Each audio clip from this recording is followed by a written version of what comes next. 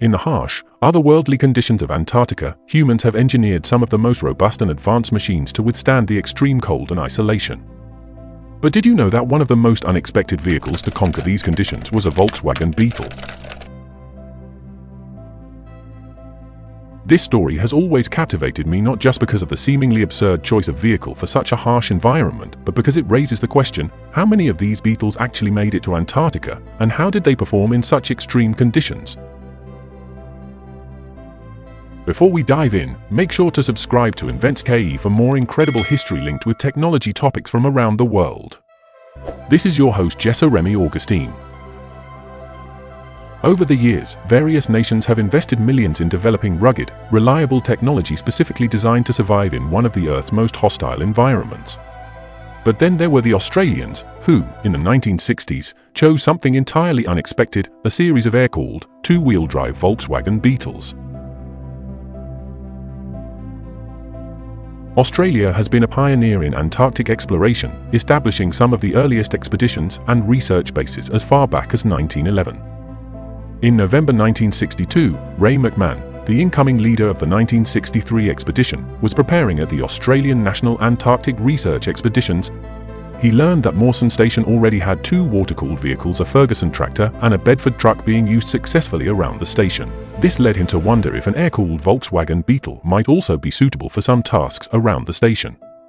Acting on this idea, Ray contacted Volkswagen Australasia and proposed the idea of loaning a Beetle for the expedition through a phone call. Coincidentally, Volkswagen was encouraging its dealers worldwide to demonstrate the Beetle's capabilities in sub-zero temperatures. For Volkswagen, this was an opportunity to prove the car's durability in one of the world's toughest environments and use the success in their marketing campaigns. Ray was given the task of selecting the Beetle that would make the journey to Antarctica, and he chose a striking ruby red model that would stand out against the snow. Remarkably, the Volkswagen engineers made only minor modifications to the stock Beetle to prepare it for service in Antarctica. They applied the same winterizing process that any Beetle sold in colder climates would have undergone.